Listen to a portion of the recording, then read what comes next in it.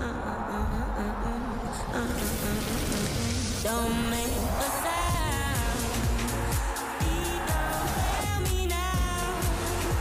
I got to stand my ground, my ground. I know I'm not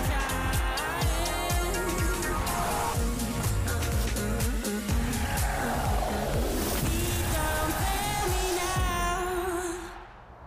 Hello, this is Inside the WSL and welcome to Arsenal's training ground.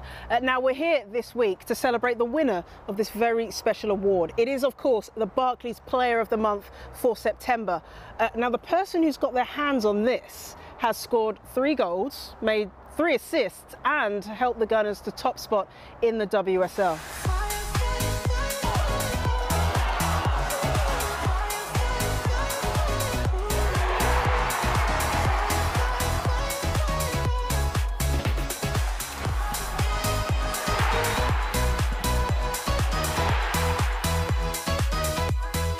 Beth, really good to see you. Congratulations on being Barclays Player of the Month for September. Now you're up against some really good players. So what does this mean to you? Yeah, I mean the calibre of player I was up against, some incredible opposition, I should say. But nah, thank you to everyone who voted for me. You know, yeah, I'm honoured. I mean, these are the types of awards that you kind of want to be winning individually right now, and it means that my football's in a good place. So no, I appreciate that people, you know, voted for me, and yeah, against top opposition. Been a tough time before then, so it was quite nice to, you know, start my season off well. Can we talk about your season? Because it's been fantastic so far. What's clicked this season?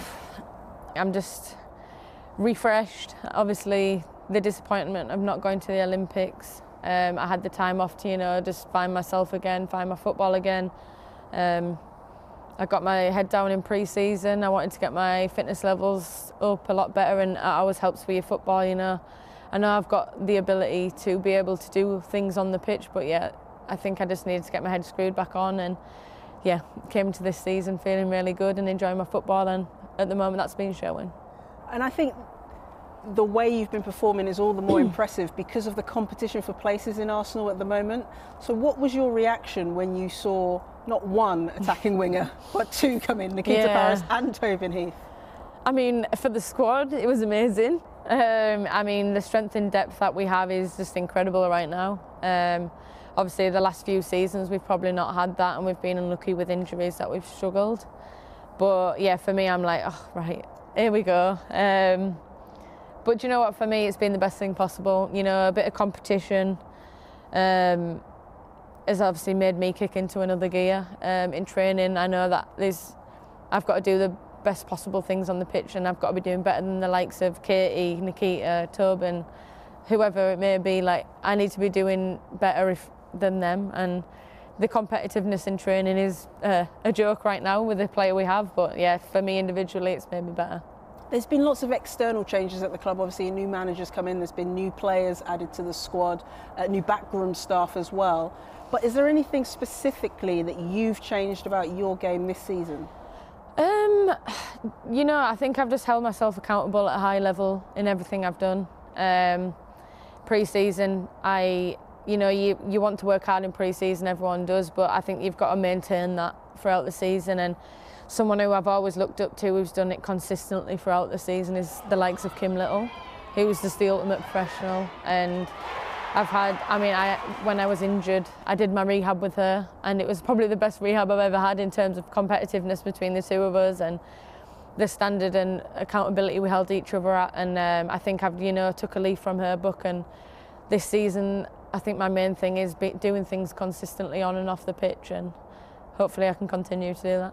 You mentioned the injuries that you went through then. There have been a number of injuries at Arsenal over the years, and I think Eunice Adeveld, when he came in, he said, I need to get the players off the treatment table, back onto the pitch. Mm-hmm. You've brought in Gary Lewin as one of the kind of physios within the team now in that change to the backroom staff. Has that made a difference? Do you feel as though the players are fitter or stronger? I just think we've got the balance right. Gary's come in and obviously overseen everything. I think Jonas, with his details with loading, pitch time. He's obviously got the luxury of having players right now, so he can mix it up, rest people, whatever it may be. And right now I think we're getting things right. Obviously it's a long season. There's obviously been some girls that didn't get much time after the Olympics, so I think the way they're dealing with things, even the organisation of us looking at our Christmas already, like to help and get the best out of players and get them that rest time that they need and switch off time. Jonas has got a great balance, but yeah, his background staff right now have been amazing, and you know, everything just feels a lot more professional in terms of we've got a nutritionist who straight after a game gives you everything you need to, especially in this period with 2 games a week, we need recovery is just as key as playing on the pitch. So right now we're getting things right. And it's working, yeah. Clearly. It's translating well on the pitch. And looking at your stats for September in particular, so you were ranked top 3 or above in the entire WSL for touches in the opponent's box, successful dribbles, duels won. I mean, that's incredible. But are there any other areas that you want to focus on this season where you feel you can make more of an impact than last season? Goals-wise, I think I maybe got a bit too specific on assisting. I think I've spoken to Jonas a lot about being more direct as a player and scoring goals as well, and I know I'm capable of that. I played as a 9 for years at Sunderland and scored quite a few goals, so I know I'm capable of doing that. So I think being more direct in terms of my play sometimes. But also, yeah, assisting is always a big one for me as well. I think obviously going onto the wing, I maybe overthought that one too much, but I think another stat that I got told the other day, and one thing that I think I can generally be good at is like interceptions, winning high up the pitch. I think someone said something stupid that I was 3rd in that in the league. In tackles, which generally as a striker you wouldn't expect, but that's something I do pride myself on, and you know, sometimes that goes off feeling when you jump, when you don't. Doesn't work every time, but I think that's something that me and Jonas, and the way he wants us to play, have homed in on a little bit more. Yeah, you mentioned your assists. You're 33 in the WSL, which is the 2nd ranked highest ever. Yeah. Only Karen Carney has got more assists than you in the WSL history. That's incredible. Yeah, I mean, you try not to think about it too much, because I think you put pressure on yourself to do it, but yeah, Kaz has brought it up a few times to me, and she's quite happy if I break that one, so yeah, obviously that's a target of mine, but one that I don't want to think about too much. And you mentioned, so your big target, scoring goals. Easier said than done. It is, especially when you've got the likes of Viv, who everything she touches turns into goals. So, no, it's easier said than done, but if I get myself in the right positions, I know I'm doing something right. So, yeah, hopefully they'll keep coming.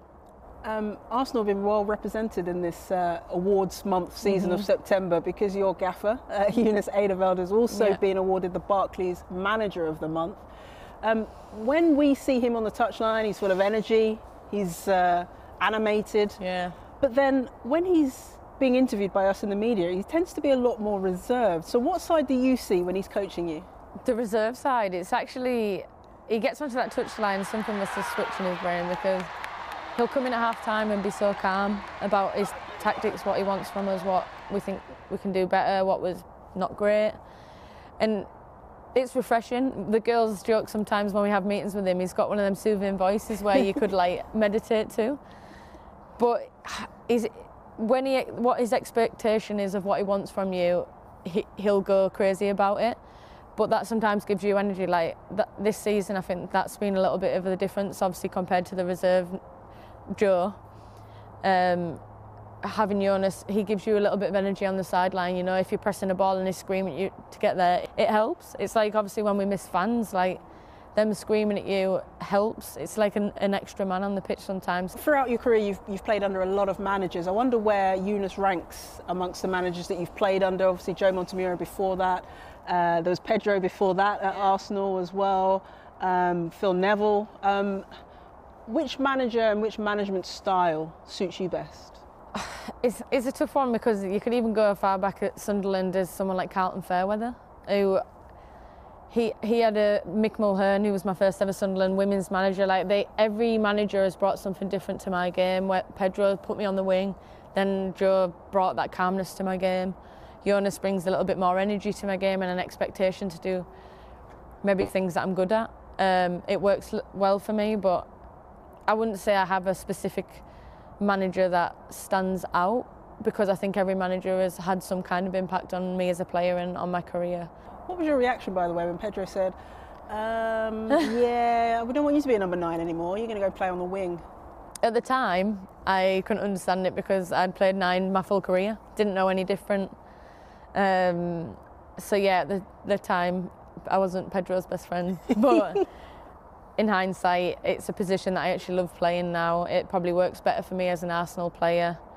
And I always say that I know what I liked as a 9 and what a number 9 likes, and that helps me is putting a ball into a box for a number 9 from a wing position, and it's helped my game, it's expanded my game, and actually I got my call up through England of being a winger, so what do I know about being a 9?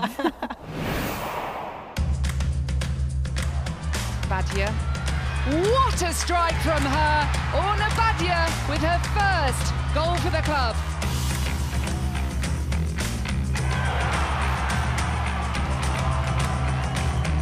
Mead surges away from the Chelsea defence. Beth Mead steadied herself and scores a stunning goal. What a clinical finish. Fran Kirby. Oh, wonderful goal.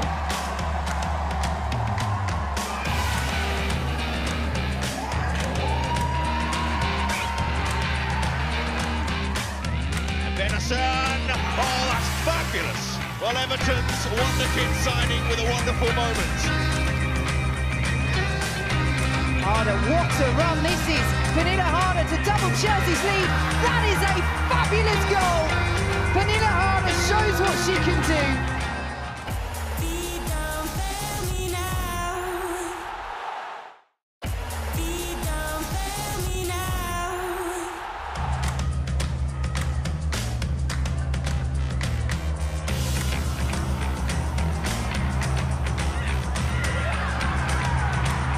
Chelsea's Pernilla Harder has won the Barclays Goal of the Month for September. There's been some absolute worldies scored in the season so far. What have you noticed about the quality of the goals and people's striking ability so far this season?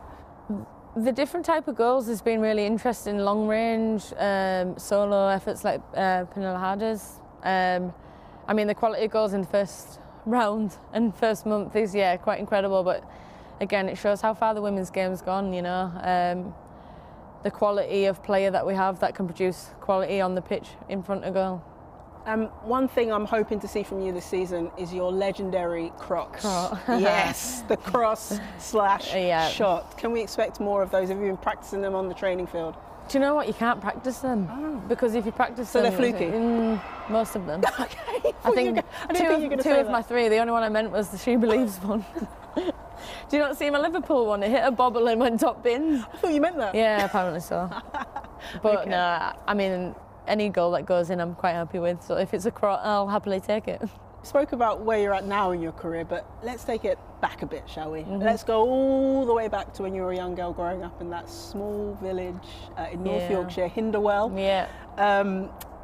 You know, you've come such a long, long way in your career since then.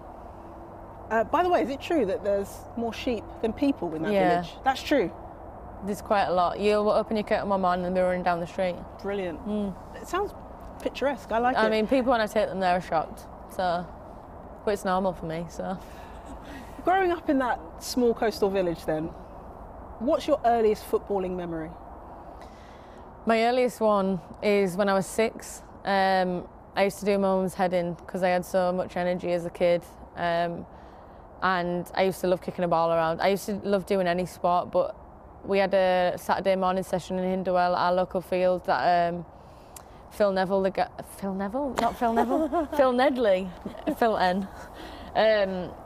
he just ran it off his own back, volunteering, and my mum took me up one day and wondered if I could play. It was only boys at the time. He was like, yeah, she's fine to play, like the boys can be quite rough, well, she'll be all right. And my mum's like, honestly, just let her like get amongst it. When my mum returned, he told me I was rougher than most of the boys. So he obviously at that time there wasn't a lot of opportunities generally for women, girls at the time playing. But he told me to go to Middlesbrough, which was probably the closest place for footballing opportunity, and yeah, that's how I ended up going over that way. Were there players that you were trying to emulate? Did you have footballing idols at that point? Kelly Smith was actually, she was a big player that I watched for a long time, and Arsenal were a team that I always watched. I mean, they probably at the time got most coverage because they were in finals and stuff when they were being played. I remember going to watch Sunderland versus Arsenal at the time in the FA Cup final, and yeah, I was kind of hooked then by Kelly. She obviously just balled for fun then. I actually just gutted when I came to Arsenal. I just missed her. She just retired and I came, so I didn't get the chance to play with her, but yeah, she was someone that I looked up to. You mentioned Middlesbrough. You went to their Centre of Excellence at the time, which is, I suppose, the equivalent of an academy now. Yeah. What did you learn in that period of your time playing? I actually learned to get out of my comfort zone at the time. I think I was always comfortable at a club team where we're winning like 24-0 at a game, and obviously at the time Middlesbrough Centre of Excellence was the best talent in the area, so then you would play teams from other areas that were the best talent of their areas, and for me it developed my game because I had to, you know, think about things and be a bit more football smart on the ball, and it didn't come as easy to me as it did playing against some kids who were just there for fun. So I would say it pulled me out of my comfort zone and developed me as a player. My biggest memory there was Jordan was in the age group above me at that, and we had a training game against him and I kicked her and fouled her, and I just had the panic because at the time Jordan was the player to emulate as well, and I thought, oh no, I've injured her. So me and John joke about that quite a lot, but John never remembers it, but I do. And then eventually you moved on to Sunderland. Now, that Sunderland women's team was a hotbed of talent. Not just you that's gone on to make it at the top level. Lucy Stanningforth, Jill Scott, Steph Horton, Demi Stokes, Carly Telford. Bronzy. Lucy Bronze. Nobbs. Jordan Nobbs was there as well. You can keep going. Honestly, what's in the water up there? Apparently something good. Do you know what? Nothing was easy from there. Sunderland had a tough time in terms of, you know, football, try to get in the league, obviously didn't. We had WSL 2, we got promoted. You know, we always, generally at Sunderland, you had to prove a point, always, never got anything for granted, which nothing is for granted, but we worked extra hard up there, and yeah, Mick Mulhern, I think a lot of the girls will say, was a big person for us in terms of how well he was finding talent, what he brought and the confidence to give you on a football pitch. I think the way Sunderland always played, no one ever give up, or you never seen anyone give up, and you see that in the girls now that are playing obviously at England, all the ones that you mentioned. So yeah, apparently something in the water, but we work hard, and yeah, nothing's taken for granted from any of us. And then when Sunderland were in WSL 2 and you were scoring goals for fun, and there were question marks, okay, well, if Sunderland get promoted to WSL 1, can Beth Mead do it at the highest level? I think you proved a few people that you could. Yeah, I mean, there's always question marks above your head. Throughout my career, I've always had to prove myself, but it's part and parcel of the game, and yeah, something that I relish and motivates me as a player. Had a bit of bad luck when I came to Arsenal by breaking my collarbone, so I never got to play for quite a while. I was trying to prove to Pedro too much to try and play, and got that excited and ended up breaking my collarbone. So my transition wasn't the easiest. I would say my first month with Arsenal was really hard. I came with an ankle injury when I signed, so I couldn't be on the pitch straight away, and I think that's your time to switch off from, you know, outside things, and I couldn't at that time. I came back then, like I said, broke my collarbone, so I didn't play a lot of football in my first few months here, so that was difficult. I actually had my own house in Newcastle, and then I had to come and live with 4 other people, well, 3 other people in a house of 4, so everything was really different for me. Obviously my parents were amazing, they came down for me as much as they could, and you know, eventually I got settled, and now I barely go home, so it's quite the opposite. But yeah, I'm a player that struggled to get out of my comfort zone a lot, and when I do, it's always good for me, but I struggled at times especially, but sometimes that's okay. It's okay to struggle as long as you've got people to support and be around you, then it works out in the end, which it has for me. Who is it that helped you through that time? I mean, my parents were big people that helped me. Jordan, it was a person that I lived with, someone who I've basically been a secret stalker of, Middlesbrough, Sunderland, Arsenal. And she'd had to do that when she was a lot younger. So Jordan was one of the people that really helped me in that transition. And time at Arsenal obviously went well, because 15 months later, April 2018, you make your England debut. Now, at this point, you'd already played throughout the England age groups. But how different was it pulling on a senior jersey, waiting on that touchline, waiting for your first cap?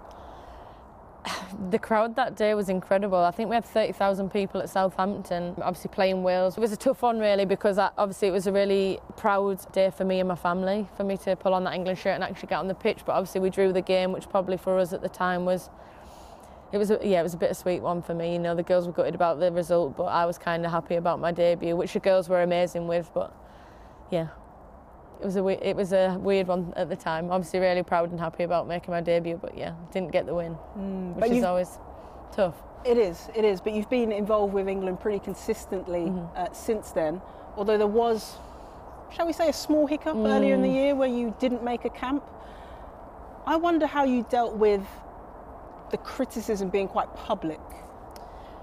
Yeah, it was a tough one for me to take, obviously, and Hege coming in as a new manager. It's refreshing sometimes to have a new manager, and then maybe as a player, obviously, I didn't sit the same as I did with other managers in the past, but unfortunately it's football. Opinion is a big thing on and off the pitch, and someone got injured, and obviously I was lucky enough to get that call up in the end, and I came away from the camps that I got selected with no regrets. You know, I played left back in training, and I was out there to be the left back that we had. Like, it was just my motivation to prove people wrong. And yeah, unfortunately, fortunately, it is my motivation sometimes. When you get kicked down, you've got to get back up again, and that's what I've tried to do. That seems to be a common theme with you. Is that a part of your personality trait? When someone tells you you're not good enough or you can't do this, you want to say, actually, I am? I think so. Like I said, I've had to do it throughout my career, and although I take things very hard when it originally happens, I always want to bounce back harder. And so far, I'd have no regrets, and I can look at myself in the mirror and know that I've done everything possible to, you know, put myself in that best position after them knockdowns. Just looking ahead to the Euros, not that far away now. That's got to be a major aim of yours?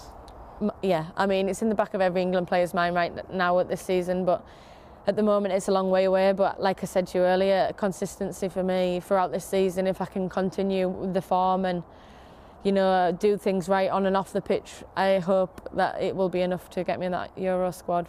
As you go into the international break now, are you confident that Arsenal will remain at the top of that table come the end of the season? It's a big question. It is a big question, and obviously a lot, I mean, you've seen already, the big teams can lose games, and this is where as a team we want to, again, and I'll probably keep saying it, like, be consistent. The teams that are at the bottom of the table can take points off teams at the top, and I think these are where we need to focus on every game, and we need 3 points from every game, because in this league a loss could be massive. But I have every belief that if we keep this team fit and the way we feel right now on the pitch, we have every opportunity to win this league. Beth, it's been an absolute pleasure to talk to you. Thank you for joining us on Inside the WSL, and congratulations again on being the Barclays Player of the Month. Sky Sports. Feel it all.